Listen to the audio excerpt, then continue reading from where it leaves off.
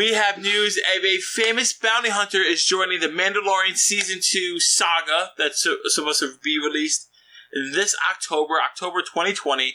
It is none other than Boba Fett himself. That's right. We're going to have Boba Fett joining the ranks in the series. And we're going to have Temura Morrison, who was actually Jango Fett in Star Wars Episode 2. If I remember that is the Attack of the Clones. Yes, it is. He's essentially reprising the role, if you will, and joining us. Because Boba Fett and Jango Fett, they're clones of each other, father, son. They're the same person. So it makes sense that the same person plays him in The Mandalorian. In a later time period. He was also, recently, he played Arthur Curry's dad in Aquaman. He did. He was in that. But yeah, he's most obviously known for, being a Star Wars movie. And this is cool. And my first inclination was, oh no, they're going to put Boba Fett in this and it's going to take over. And goodbye Mando, goodbye everything. It's going to be the Boba Fett show. But I think it's just an episode. Yeah, thankfully we now know, due to new reports and new articles, that it's going to be a very, very tiny role. My guess, and I want to see what you think about this too, Rob, is... I'm ready. There was an episode, I believe it was 3 or 4, actually 4 or 5. Okay. I think it was episode 5, where we see Ming-Na Wen as a bounty hunter. She is from Agents of S.H.I.E.L.D., which is also Disney property, Marvel. Crossover. And we kind of think she's dead out in the desert, and they have this really long kind of Western standoff with her, and they take her down, and then at the very end of that episode, we see kind of these feet walk up to her. Mm-hmm. And we don't know who it is. My thoughts is that is Boba Fett. And in this season, we might see the outcome of that kind of situation with her, because that was left, that out of everything was left very open-ended, and it's not only are we not going to show you who this is, we're not going to talk about this for the rest of the season. So I think that, to me, would be Boba Fett, and maybe he was part of, that, the disc that was supposed to be, the outcome of whatever it was.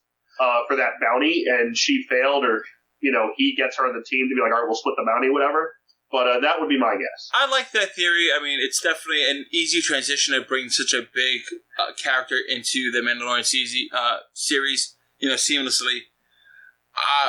I'm not loving that idea, because I feel like that part with her character could be really explored and be almost a second plot point, if you will, a second storyline in the overarching Mandalorian saga. Okay. And if you have Boba Fett in that, and he's integral to that secondary plot, that might pull too much focus away from the main plot, if you will. Yeah. I mean, again, unless it's possibly what we were talking about, a one episode, or maybe it's even less, right? Maybe he has nothing to do with that, and it's more of a flashback. Maybe he trains Mando. That's what I'm thinking. Maybe they know each other, Maybe he's one of the ones that train him when he gets older, after he's taken out of his planet. Yes, that was my theory. My theory is that, once Mando gets away from that planet, we saw him as a little kid, we're going to see more flashbacks of him growing up until, past and present meet up, right? And we know him as a full character. I think it's better that we see Boba Fett in his history. That is why he's such a great bounty hunter. That's why he's such a good fighter. That he has these moral compass, if you will, because Boba Fett kind of trained him and molded him to be a bounty hunter like himself, or even better than himself. Yeah. I think if we do that, we have a great little arc. It can even be a couple episodes, but we know that because it's in a flashback, we know it's open and closed. The only thing we're going to see of him and Mando is when he was younger and he was training him. We don't have to worry about him stealing the spotlight from Mando as an adult, doing what he needs to do to stop the Empire and the rest of his adventures. I think that's a smarter play. That'd be interesting too. And my other thought was this: it seems like season 2 is casting, obviously, people, and characters that we know and we reference from past movies, and the official news of Rosario Dawson being cast as live action Ahsoka during the time period. The other option is this too, you have, they're saying too, if Rosario Dawson is Ahsoka in this, it's 1 or 2 episodes, right? Yeah.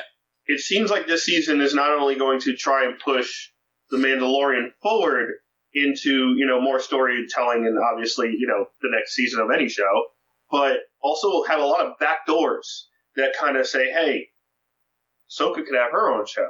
Okay. Does Boba Fett get his own show? Because to me, unless Boba Fett is doing things in my mind, and obviously this is my own opinion, everyone out there, but this is one where I would love to hear what everyone thinks, as well as obviously Rob in a second. But in my mind, 2 bounty hunter shows unnecessary. 1 bounty hunter show that we have now, continuing to do what it's doing, great. What if they did Boba Fett in the style of how they've kind of done the last arc of the Clone Wars, where it's Boba Fett's show, like Boba Fett is a backdoor to his own kind of show, and maybe there's a bunch of other bounty hunters in there, like the ones we see from the comics. But does he get a backdoor show where it's what he's doing and how he is affected by what's going on in the original trilogy of Star Wars, episode 4, 5, and 6? So, like you said, having 2 bounty hunter shows, very dangerous, right? Like, just hearing that brings unease into my body. I'm like, oh no, I'm already getting Except for the uber nerds that have like Mandalorian tattoos on them that are like, please more, yeah! Yeah, I mean, yes, of course you have those fans. I mean, you're going to have that with every fandom. Okay. I like your idea of having the Clone Wars side of it, that twist of what is Boba Fett doing while the events of the regular trilogy or the events of the Star Wars saga is happening. What's the other side of that coin for Boba Fett, a character we definitely want to explore more? I think if they do this, it should not be live action. It should be animated. Ooh. I feel like even having 2 bounty hunter shows live action, completely different. You like Rick and Morty, but Boba Fett. Yeah, you run that risk too much of like, oh, when's the crossover? Oh, when is he going to come back? This, that, and the third. If they do this, and then they're like, okay, now it's animated, and you know it's going to be in the animated world, people are going to want to stay with that more, especially with a big boom of the adult animation. You could do so much more with it. It's a moving comic book. So well, here's the other side of that real quick. Go ahead. Which I don't dislike that idea. Sure. It's a good idea. But I don't agree with it. I think if you do Boba Fett, who is again, Boba Fett's really cool, right? He was like the first Mandalorian we've seen back in 79, 80 with Empire, and we don't really know much about him. He's on screen for about 20 minutes total between Empire and Return of the Jedi, where it gets eaten and thrown into the Sarlacc pit. So, 2 things. We have a timeline issue. 1, Mandalorian is after episode 6, or is it before episode 4? It's after episode 6. After 6. So the events of the Empire have happened. That's right, it's after 6 because the Empire's fallen. Yep.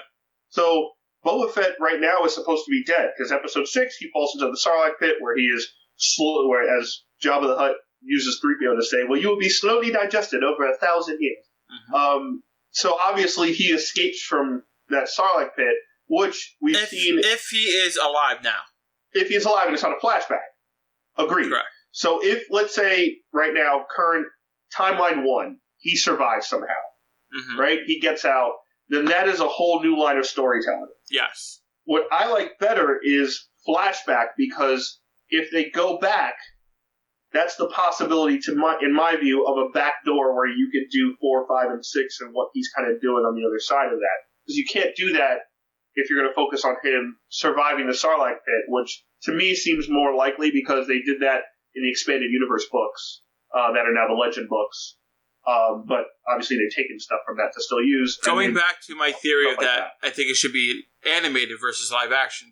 Are you on board with that, or do you think it should be live action? I think it should be live action. I think he's a character that is like it's a character that doesn't make sense in a lot of ways. He is so popular and has been since Empire came out, where people are obsessed with the Mandalorians and obsessed with Boba Fett and the Siege of Mandalore. A lot of reason that Dave Filoni did a lot of Mandalore stuff in Clone Wars is because he knows the fans are like they want to know more about Mandalorians. They want to know more about this warrior race that is very old school and never takes off their helmet and everything's trial by combat kind of stuff that we see in Game of Thrones and how they lived and what their planet looked like. I think because of his massive popularity for a character, again, that's on the screen for 20 minutes, when you have Darth Vader and you have Han Solo and all these major characters and Luke Skywalker, that to me says live action. I don't know, again, I don't know if that's going to happen. I don't think it's going to happen. I think they're kind of just bringing him back. Seems like a flashback to me because, Temura Morrison, perfect casting, right? He was Jango Fett. He could play his son because it's the clone that wasn't enhanced to be older. So he can look older. If Boba Fett survives, boom, you have that. But regardless, I think it's a live action. I don't know if they're going to do it either way because, again, Temura Morrison isn't the youngest dude. Yeah. So I don't know. I think there's a lot of options here, but I think to me personally, the best one would be either it's a flashback in the one episode, or it's, hey, he survived the Sarlacc pit, open ended. You know what I mean? So, give into the speculation, give into the Star Wars. My final thoughts on this. First, I'll address the animation versus live action. Just Jerry Springer. My final thought. My final thought. I'm saying animation because if you're going to do a live action, you would have done Boba Fett instead of Mandalorian for like your big bounty hunter. That's just my personal opinion. That's a good point. Now moving on to his role in this, I feel like that they do the flashback. I think it's the smarter, safer, and better play overall, just writing wise, because you don't have to spend too much time saying, "Oh, he survived the Sarlacc pit. This is how," and you don't put too much of an emphasis on this character that draws away from that main character. Just and because it overshadows our Mandalorian. Exactly. Now. So that overshadows it. No, I agree. I agree with that part, the end part that you said. Fair enough. So, guys, we definitely want to hear what side of the fence are you on, what you think Boba Fett's play and character is going to do in Mandalorian. Timeline and where he is. Where he is. If you think it's going to be a backdoor series, definitely let us know. Are you more on Chris's side? If there was a series, live action, or you're on my side, it's animation. Also, before I end, if it's animation, Temura Morrison can keep doing it, and he doesn't have to do all the acting. True, he can do the voice, and they can make it look like him. Yeah. And maybe they could backdoor that animation into somehow doing the Rebel sequel that everyone's kind of holding their breath for. Sure. Yeah. Moving on, guys, the last little bit of casting news we have to talk about, and is Nicolas Cage, Mr. National Treasure himself, is set to play Joe Exotic in an 8-episode Netflix scripted series coming out. Now we have, since Tiger King's come out, we have had fan castings exploded over the internet. Celebrities are throwing themselves at Netflix. They're whoring themselves to be cast as a psychopath. I've seen David Spade, I've seen Brad Pitt, I've seen all these different names. Brad Pitt is way too good looking to play Joe. And now we know that Nicolas Cage, Ghost Rider himself, Johnny Blaze, I'm blown away. It's amazing. He's going to play Joe Exotic. I think it's a tiger protector. There's a lot of things to unload here, but for me, you even separate the side that we're getting Nick Cage as Joe Exotic, which is going to be great. So great. The fact that we're going to get a scripted show of Tiger King continuing on this train, and I'm sure it's going to be perfection, and we're going to have even more celebrities thrown into this. I'm so excited. I know you guys are. I just can't wait to see how many lawsuits Carol Baskin throws at them for this. Who's going to play Carol Baskin? I have no idea. Well, here, two things. One, for me, it makes no sense, yet all the sense that it's Nick Cage. It's perfect. It's like perfect but terrible, because like, I don't know if Nick Cage could do the voice. Like, Nick Cage is just one monotone voice in every film. He's a good actor. He could do it. Whether it's Con Air or it's Ghost Rider or, National Treasure, it's just Nick Cage. Gone in 60 Seconds. I personally hope it's like Nick Cage from Con Air with the hair, with the long hair. Because I love Con Air. It's ridiculous. Man. I hope it's like that. But I'm so, like, bewildered why. It's like you could have cast anyone. Probably like anyone for the amount of people that are vying to play this dude in the series and make so much money off of it. I think Nick Cage... I'm so glad it's not David Spade. I don't think he's that funny. Really? You don't think he's that funny? No, I don't. I think he's really corny. I think corny would have worked with Joe Exotic, no? Yes, but I don't think David Spade would have made it.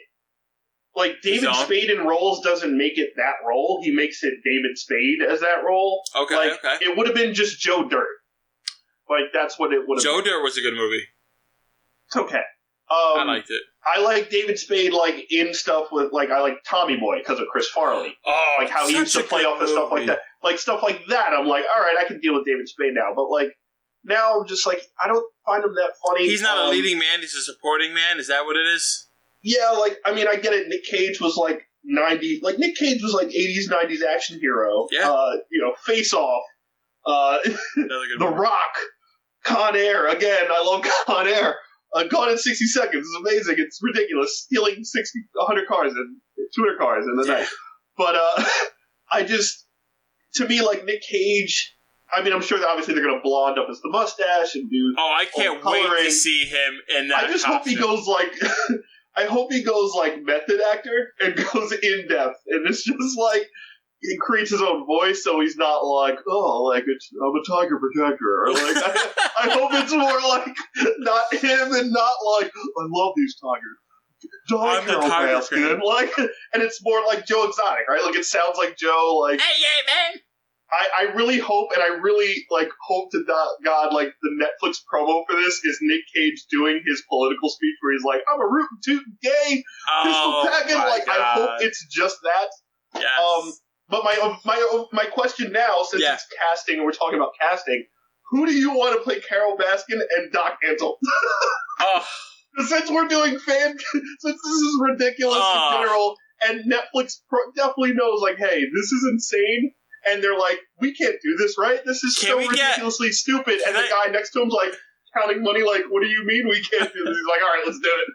I want Rebel Wilson to be Carol Baskin. Oh, I think it'd be so funny. I think she would take it over the top. I think it'd be hysterical. Do you find her funny? Yeah, I think she's funny. I think she's kind of funny. I think she's good. But this is my problem with Hollywood. They like, Hollywood has a 2000s, post-2000s fat comedian problem. Okay. Where, like, old fat comedians, like, your Chris Farleys, your John Candys, right? Okay. They weren't just funny for being fat. They actually, like, said and did stuff that was really funny. And I feel like post-2000s, like, well, like, not anymore, but Melissa McCarthy before she lost all that weight. Mm-hmm. Rebel Wilson. It's kind of like more like, hey, this is funny because it's happening to you because you're fat, not so much because you're funny. Anyway. I think she's funny on her own, but we don't have to get into that whole deep dive. Yeah, I don't think she's funny. But anyway, I think it has to be older, though. I don't know. I mean, I can't think of anyone. What about, oh my God, what's her face? She's in The Office as she runs The Office. Phyllis? No. After Michael Scott leaves, she runs The Office. She's a famous actress. She's in American Horror Story. The British girl. No. She has the 2 dogs, and she speaks really Southern in The Office. Oh my God. She runs it for like one Kathy season. Bates. Kathy Bates, yes. Kathy Bates is Carol Baskin? Yes, 100%. Oh my God, I love it. Think of when she was Bobby Boucher's mother in Waterboy. Oh my God. It'd be like that, perfect. But worse. Bobby Boucher's mother. She could just channel it. And channel that and just like have, hello all you cats and kittens. How awesome would Kathy Bates be as Carol Kathy Baskin? Bates is my pick for Carol Baskin. No, that was my pick. You picked Rebel Wilson. No, I changed it. I'm with you. All right. Doc Antle. Doc Antle. I want George Clooney. I want George Clooney as him. We do need a womanizer for Doc Antle. How hyped would Doc Antle be if they cast George Clooney as him? Oh my God. No, all right. He's riding on 2 elephants and stuff. He could do it. I don't know. Who do you think? What about Danny McBride? He does those funny shows on HBO. I know. I don't know. He was in Tropic Thunder as the explosive dude. Danny McBride. I know who you talk about. I mean, he kind of has he has a lot of energy. I can see him. You could check. Yeah. Or if we're going a little older, maybe like. I like it. I don't love it. Has to be a little older, right? Yeah. I love it. Well, Nick Cage is what, early 60s now? Late 50s, early 60s? Oh, yeah, he is. He's got to be, right? So Kathy Bates plays Carol Baskin, and who do we have as Doc Antle? This is good, man. I don't know. All right, so not. No, it's terrible. No. Take a picture of this tiger. What about like a little bit older, John C. Reilly, Oh. who plays opposite Will Ferrell in Step Brothers? Yes. John C. Reilly. Because he's done kind of like those biopics, right? He did like Walk the Line, Johnny Cash. He did a couple of those. That'd be interesting. All right. All right. We'll figure out a perfect one later. That's the best. I got another question for you. With regards to this is more of a business side question now. Oh yeah. I didn't really do too much in-depth research on it. I want to throw it to you. With them doing a scripted series, does Joe see any money from this? He has to, right? That's a really good question. Because they're using his likeness and everything else. He sold off the rights to it when he's in jail, but I think he still gets money for this. Or does he have the rights once he's incarcerated for stuff like this? I don't know, man. I know, like, you don't lose your rights. That seems more of a legal question. But I know one thing, like, and I'm sure you watched that after show like I did. Yeah. With, like, what's his face? Joe McHale. Joe McHale with Doc Antle. No, Joe McHale, first husband, the meth guy with the teeth. Yes! There we go. We're getting there. We're gonna cast this whole thing by the end of it. We're gonna be talking about freaking comics are coming back. We're like, you know what? Wait a minute. What about this guy? I think with like some of that stuff, like he said, the guy who like produced the whole thing and was recording this stuff for years. The worst part about this and the kind of the irony is Joe doesn't get to see any of this, like the fruits of the labor of all this, and he would be out in the open, like loving this stuff, right? Like, because that's his personality. I mean, this is the same guy who like took a funeral and talked about a dude's balls and sang a song and made it all about him and the guy's funeral. It's going to be an interesting thing. I don't know. I'm sure he'll know about it. Like, I really would love to know his reaction to Nick Cage playing him. Oh, I think he'd be happy. I think so too, right? Because like I'm sure he's seen all those '90s action movies. Nick Cage was a huge like star. He probably was in love with Nick Cage. A huge like monotone actor. I got Doc Antle casting. Oh, who? All right, before we move on to it. Who did you Google search real quick while I was saying? Paul Giamatti. I knew you were Googling stuff. I was Googling it. I was like, let's look at people. Paul Giamatti as Doc Antle is perfect. And you know it. That's pretty good. From Billions? Yeah. Yes, from Billions. Paul Giamatti would be pretty good. Yeah, I could totally see that. I got one last one. Okay. I'm looking at the list here. For the husband with the method teeth, right? Yeah. People put Tom Hardy. I can kind of see that. I can see it. Tom Hardy. If Tom Hardy isn't like super ripped, if he kind of like goes down a little, yeah, I can see that. I think. Oh, there's a lot. What about the guy? What about the guy who's Joe Exotic's manager for his political stuff? The guy with the glasses. Oh, the glasses. The chunky guy with the glasses. Because I feel like that'd be a hard person to cast, but it'd be pretty funny. Jonah Hill. Like, oh, that's actually perfect. That's actually really good. Jonah Hill. That actually was like, oh, okay, yep, Jonah Hill. There we go. All right, guys. It would be like and it also would be like an all-white male casting because there's no one else there except for like Carol Baskin, who plays Carol's husband. I don't know. 1, 2, and 3. I don't know. I can do castings all day, by the way. So just I'm gonna wrap it up there. Yeah, just wrap it up. Guys, we want to know plays the tiger. We want to know your fan castings for this live action scripted Tiger King show from Netflix. We already have our Nicolas Cage as Joe Exotic.